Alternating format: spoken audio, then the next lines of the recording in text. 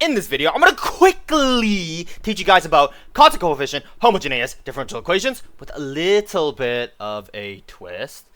We're going to have repeated roots. Now, hear me out.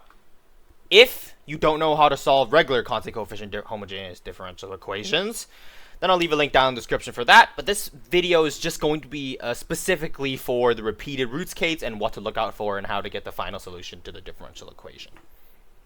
So, remember, link down in the description if you don't know how to solve it. But anyways, let's begin the video. So, this is the very first problem, and you're listening to a very beautiful, sexy lad explain this to you. Computer engineer Jitty, myself. Alright, so you should appreciate it. But anyways, let's go ahead and start it. Okay, enough talking, Jesus Christ, I talk too much. Alright, so the first thing is, we find the auxiliary equation. Alright, so we have r squared minus 6r plus 9 is equal to 0. If you don't know how to find the auxiliary equation for a constant coefficient homogeneous differential equation, all you need to know is that you turn the y double prime into r squared, turn the y prime into r, and then just turn the y into just nothing. Okay, just keep the coefficient in front of it. So this is the auxiliary equation. Now, what does the r represent? Well, in constant coefficient homogeneous differential equations, and maybe I shouldn't say the entire name every single time I mention that, our guess for the solution to the differential equation is e to the rt, right? R is a constant, t is our dependent variable. Sometimes you might see e to the rx, right, if x is your dependent variable. But I'm going to be using t in these videos. Just know that they are equivalent. And they're just, rt is just over an exponential of e. So this is the guess. And we're gonna, if we solve for these r's right here, we can basically plug these r's in to this guess right here.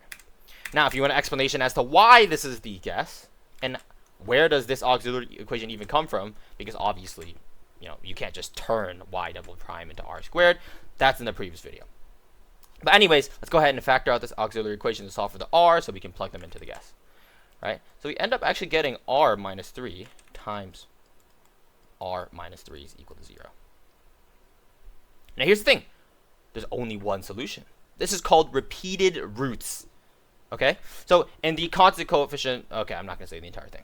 But in the normal case, let's say when we factor out the auxiliary equation, okay, this is a hypothetical. This has nothing to do with this problem right now, but this is hypothetical. Let's say when we factor out, we end up getting something like this if we factor out the auxiliary equation. So that means the solutions to the auxiliary equation are 2 and negative 4, which means that the solutions to the homogeneous differential equation are e to the 2t and e to the negative 4t.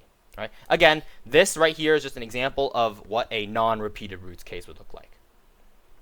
Right? You have two different solutions followed by each r, right? So this r is 2, so we can plug 2 into r up here. Right? And this is negative 4, so we can plug negative 4 into the r up here in the exponential. So this is when there's non-repeating roots. But in this case, there are repeating roots. So what is it? Are the two solutions just e to the 3t and e to the 3t? Well, that wouldn't make sense, right? Those two solutions are exactly the same thing. And with a second order constant coefficient homogeneous differential equation, you'd expect two solutions, right? This is just the general rule. If you have a second order constant coefficient homogeneous differential equation, you have two answers. If you have a third order, you would have three answers. If you have four order, you would have four solutions to the differential equation, right? If you just had a first order, right, there was no this, you just had a first order, there'd be one solution. General rule. So you expect two solutions here, but these aren't two separate solutions. These are two of the exact same thing. So what do you do for the two solutions? Well, we know one of the solutions is just e to the 3t. Guess what you do for the other one? You just slap the dependent variable right in front of it, which is just a t. In the case where you use an x, you would put x, e to the 3t, x. It's that simple. You just put the dependent variable, right, straight in front of this e to the 3t. And there you go. Those are your two solutions. Now, the reason why this happens comes usually later in differential equations courses. The technique is called reduction of order, if you're curious. Reduction of order, and that's how you get the second linearly independent solution. Now, if you know how to solve constant coefficient homogeneous differential equations, this all looks like a clear answer. But this may not. So, if you want to confirm this, you could just take the second and first derivatives and just plug them all into their corresponding spots, and you should expect everything to cancel out to give you a 0. Just like how you would check any differential equation. Now, actually, if you're taking an exam, use that technique. Okay, just plug your solution straight back into the previous equation and see if you were correct. But oh yeah, if the question asks for the general solution, all you need to do is remember put a constant in front of everything. I just like to call mine C1. You could use alpha or beta, whatever variable you want to use, doesn't matter. I like using C1 and C2 and C3 and C4 if there's multiple solutions. It's just very simple. So you put C1 e to the 3t plus, again, another constant, t times e to the 3t. And this right here is the general solution to the homogeneous constant coefficient differential equation. Blah, blah, blah. All right, so what's the first step of this problem? Well, for any single differential equation problem with a guess, I advise you write down the format of the guess first, because you could slip up and make a mistake. Trust me, I've done it before. I could have gotten the correct points if I just wrote down the format of the guess. Right, and then let's find the auxiliary equation. So what do? Well, we just turn y double prime into r squared. So we have 4r squared minus y prime into r, and this is just 1. Right. So we have the auxiliary equation now, and all we need to do is factor. I'm gonna tell you this is just 2r minus 1 times 2r minus 1 is equal to 0, aka 2r minus 1 squared. So again, we have repeated roots. We don't have two separate r's, right? We have multiplicity here. We have a square here. Right? Both the solutions for this auxiliary equation, it's just r is equal to 1/2, and also r is equal to 1/2 here. So repeated roots. Now what do you do with repeated roots again? Try to use active recall. What do you do with repeated roots? What I do in the previous problem. Well, we know one of the solutions is e to the 1/2 times t, just the normal thing, right? If you were to plug r into the guess, just the normal thing. What's the second thing you do? No? I'll give you some time. I'll give you some time. All right.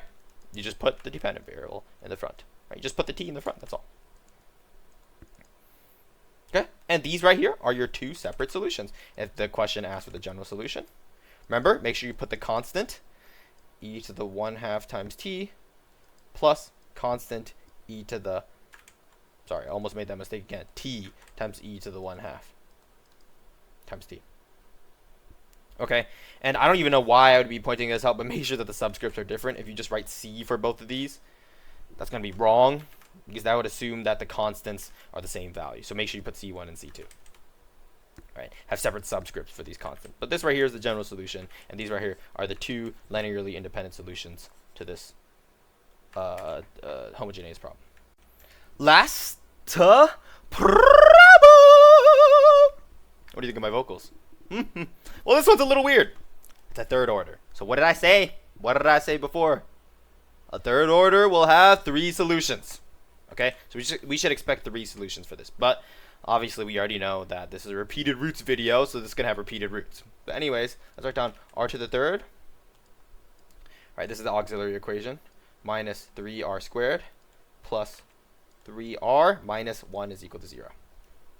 Okay, and what was it? Let's write down the guess. So the guess is e to the rt, right? The guess is always e to the rt for these constant coefficient homogeneous differential equations.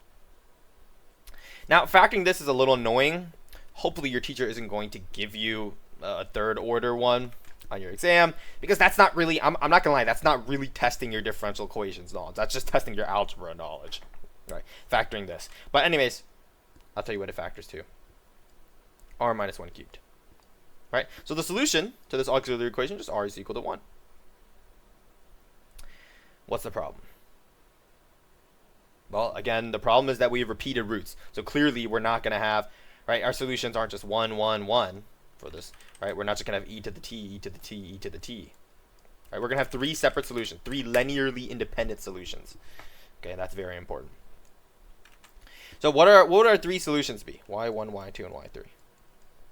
Now, I've showed you the cases where there's 2 solutions, right? So we have e to the t here.